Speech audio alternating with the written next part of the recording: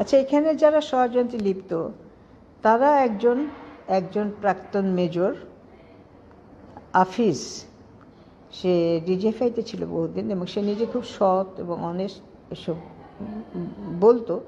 তো যাই হোক, ও প্রথম দিকে ঠিকই ছিল, তো ওর এটা আমরা বুঝতে পারি না। পরে ওর অ্যাক্টিভিটিস বুঝলাম যে ও আস্তে আস্তে নিয়ে এসে ঢুকালো বিএনপির সেলিমুজ্জামান সেলিমের ওয়াইফ সাবরিনাকে। আমাকে পরিচয় দিল, সাবরিনা টিচার, ভালো মানুষ, আপনার এখানে আমাদের ডিজিটাল প্ল্যাটফর্মে সে ভালো কাজ করবে। আমার দরকার ছিল, আমি নিলাম। তো সেলিমুজ্জামান সেলিম বিএনপির একজন নেতা, তো তার ওয়াইফ নিশ্চয়ই এত নিচু কাজ করবেন না, এটা চিন্তা করেই আমি করলাম, ওনাকে রাখলাম। তারপরে আসলো শিশির হচ্ছে এনসিপির, তারও বেশ ভালো একটি আছে।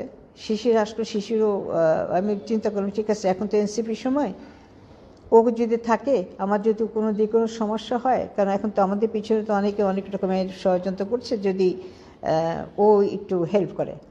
কিন্তু এরাই যে আসল ছিল। আরেকজন মীর জসিম, সেও যে বিএনপি করে। আরেকজন হচ্ছে ফারাজি, সে জামায়াত।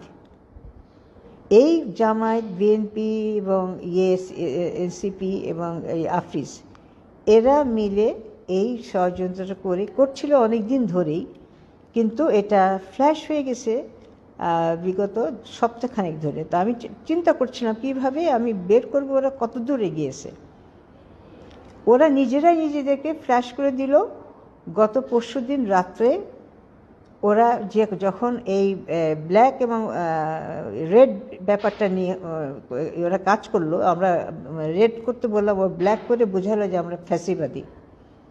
হ্যাঁ, এটা বোঝানোর জন্য এটা তারা ছেড়ে দিল। এবং নিউজ পেপারে যখন দিতে গেল, আমি বললাম না, এটা রেডি যাবে, ঠিক আছে, ওরা ওইটা করছে করুক, কিন্তু আমি নিউজ পেপারটা অ্যাটলিস্ট প্রিন্ট মিডিয়া, এটা তো সবার কাছে যাবেই, এটা দেখলে বুঝবে যে না, ওই জিনিসটা মিথ্যা।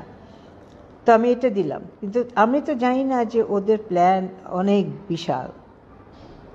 এবং এটা যে মুহূর্তে আমি এটি করলাম, করার পরই তারা যখন শুরু করলো প্রবলেমগুলো, আমি তখন তাদেরকে বললাম যে তোমাদেরকে আমি আর রাখবো না। আমি তাদেরকে একদম স্ট্রেট, আমার যে নিয়ম, আমার কোম্পানির যে নিয়ম, অনেক কোম্পানিতে নিয়ম আছে যে যারা এরকম ষড়যন্ত্র করে, বিশেষ করে ষড়যন্ত্র কনস্পিরেসি করে, তাদেরকে যেভাবে বের করে আমি ওইভাবে তাদেরকে বের করে দিয়েছি। তারপরই তারা এই বিশাল দলবল নিয়ে আমার জনকণ্ঠে অ্যাটাক করে, সেটাকে দখল করে এবং সেটাকে ভাঙচুর করে, টাকা পয়সা লুটপাট করে, এখন তারা আমার প্রিন্ট মিডিয়াকে তারা দখল করে রাখছে। এবং এই আফিজ, যার কিনা পুরা কোম্পানিতে সে ছিল COO, অপারেশনাল অফিসার, যার কিনা এগুলো দেখার কথা, সে গায়েব। তাকে কাল রাত থেকে পাওয়া যাচ্ছে না, সে গায়েব। এবং তার হাতে সব কিছু, আমাদের ডিজিটাল এবং ফেসবুক, সব কিছু তার হাতে, তার মনের মতো করে সব দিয়ে যাচ্ছে। এবং সে যে মানে আমি কি বলবো, যে এত বড় একটা প্ল্যান নিয়ে, এত ডেঞ্জারাস একটা মানুষকে আমি চিনতে পারলাম না। আসলে আমরা তো ওই চিন্তার মধ্যে থাকি না, আমরা তো সাধারণ চিন্তা করি, সাধারণ মানুষকে নিয়ে ভাবি, নিজে সাধারণ থাকার চেষ্টা করি। এরকম লুটমার, দখল, এইসব চিন্তা তো কোনদিন আগে তো দেখেও নি, ভাবতেও পারি না। এমনকি পাক বাহিনী না বলেও এটা হয়নি, এই দখলবাজি। হ্যাঁ, কিন্তু এই আমলে দেখছি প্রত্যেকেই হত্যা করছে, প্রত্যেকেই করেছে, এই চার্জে সবাইকে যে পাইকারি হারেই করছে।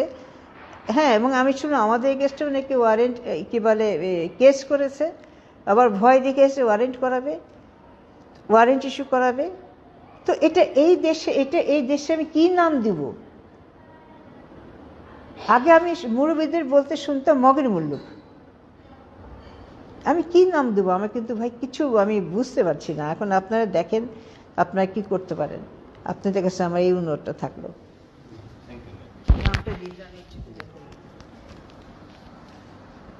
সামনে ইলেকশন আছে তো।